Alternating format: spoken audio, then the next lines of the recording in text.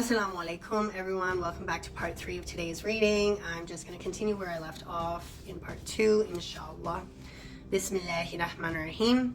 This was the position of the masses, who could not bring themselves to make any sacrifice for their goal. As for the position of the chieftains, take the stance of Umar ibn Sa'd, the general commanding the Umayyad army in the Battle of Karbala. Umar was given a choice between heading the battle against Imam Hussain and losing governorship of Ray. Ray being a city in modern-day Iran, near where the capital Tehran now stands. Umar ibn Sa'd, of course, not wanting to lose his governorship position, chose to lead the battle against Imam Hussain alayhi salam. Imam Hussain had spoken to him in Karbala, saying, "Woe to you, do you not fear Allah, to whom you will return for judgment? Do you fight me while I am your kin? Leave these people and come with me, as that will bring you closer to Allah." Umar replied, "I fear that my house might be demolished."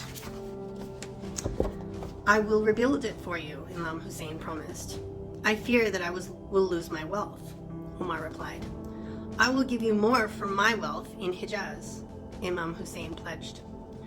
"I have a family that I fear for," Umar pleaded. At this point, it was clear that Umar only wanted to make excuses for himself. Imam Hussain thus retorted, "What is wrong with you? May Allah see you murdered in your bed soon. May He not forgive you on the day of resurrection."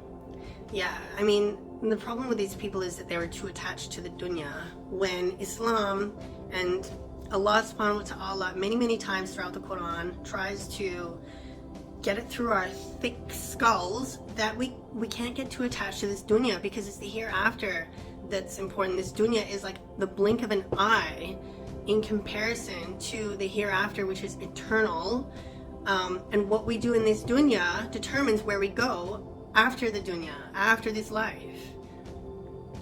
It's going to be one of two places. This dunya, this life, is like, it's not real. It's not real life. It's more like a dream. It's more like we're asleep, and then when we die, we finally wake up. We wake up and live our real lives. That's what Islam teaches us.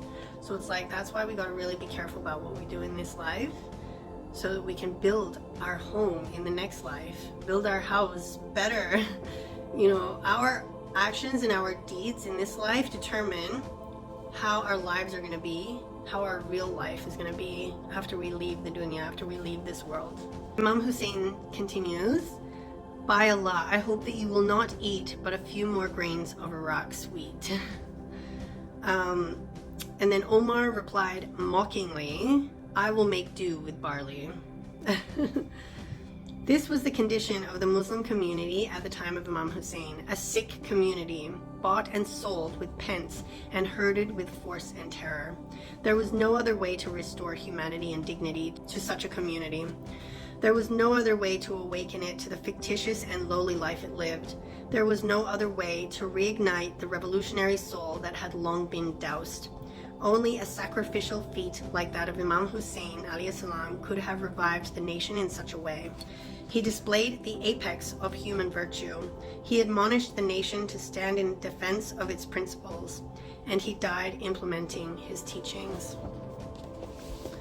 Imam Hussain alayhi salam was not so wealthy as to compete with the Umayyad clan, who held the keys to the nation's coffers.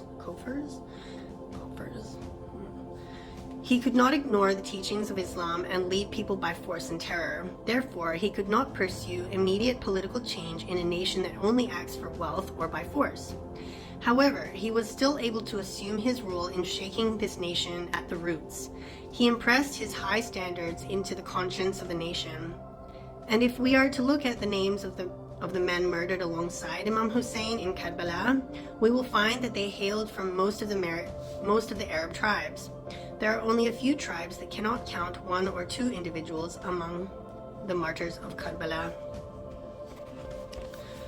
This is how the tragedy of Karbala was able to have such a great effect on the Muslim nation. This was enough to rekindle its revolutionary spirit and revive the paralyzed conscience of the nation.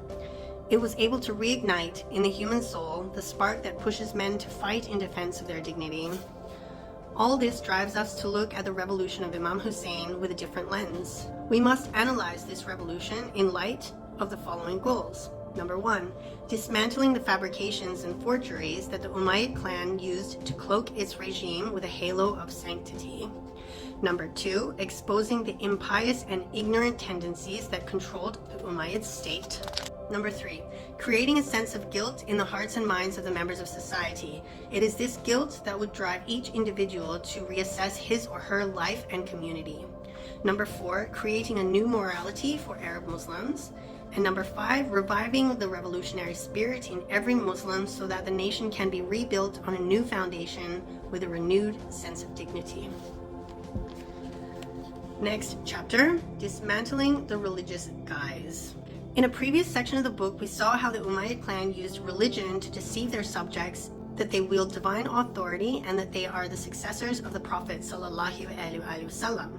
Their goal was to make any type of revolution or dissent appear impious despite their oppression and persecution throughout the nation. Under the guise of religion, they gave themselves the right to quell any insurrection, regardless of the validity of the call.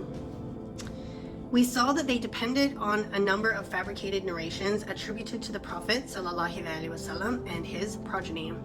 These fabrications were weaved by a number of vile individuals that took the task of fabricating and forging as a career. We named a number of these individuals who became the centerpieces of Muawiyah's propaganda machine. Muawiyah used these individuals and others to disseminate these lies in every gathering and embed them in every household. They became missionaries in the name of these blasphemies, with the sole aim of propping up the Umayyad state. Muawiyah had made the telling of these fabricated tales a government post. He arranged for daily sessions in mosques and public squares. He funded all this with the public wealth, whereby he would also sit there and curse Imam Ali and his sons.